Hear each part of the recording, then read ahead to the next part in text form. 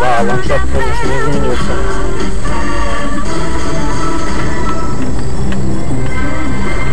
Доброе утро, в студии Ася Соловей. В эфире новости о главном к этому часу. Штормовое предупреждение на вторник, 27 марта, продлил Алтайский гидрометеоцентр, сообщив, что по краю в течение дня ожидается метель, на дорогах гололедные явления, температура поднимется до плюс 5 градусов.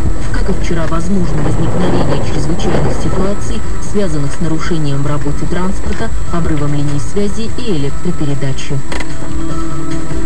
Наркотики добавили в аптечки российских скорых. Уже в апреле будет изменен состав укладки аптечек выездных бригад скорой медицинской помощи. Как сообщили в Минздраве, в перечень добавлены сердечные препараты, обезболивающие и наркотические средства, которые наиболее важны при болевых синдромах. Первый советский метеоспутник падает на Землю. Аппарат «Метеор-1», который накануне отметил 43-летие со дня запуска, ночью вошел в плотные слои атмосферы. После серии экспериментальных аппаратов он стал первым полноценным метеорологическим спутником, который транслировал на Землю данные о температуре. Аппарат проработал чуть более года. Предположительно, место падения — Западная Монголия.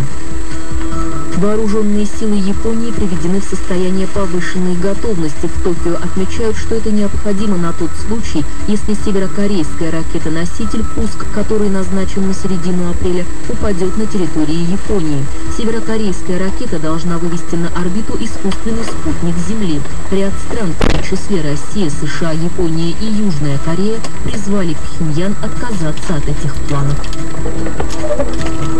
Кинорежиссер Джеймс Кэмерон завершил погружение на дно Марианской впадины. Таким образом, Кэмерон стал первым в истории человеком, совершившим одиночное погружение к самой глубокой точке Мирового океана. Спустя 1,5 часа батискаф достиг дна на глубине 10 898 метров.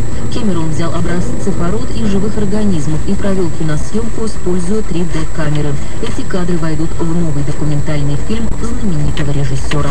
Доллар сегодня 29.23, евро 38.74. Наши новости на сайте hotfm.ru.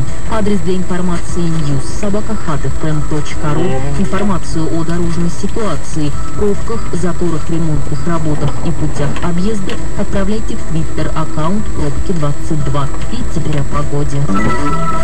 Сейчас в Барнауле -3, сегодня днем около 0. Переменная облачность, временами слабый снег, на дорогах гололедица, ветер юго-западный.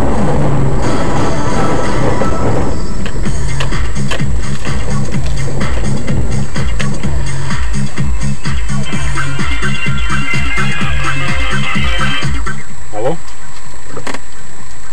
Да-да, здравствуйте, Ирина. Алло. Ага, сейчас слышу. Да-да, сейчас слышу. Угу.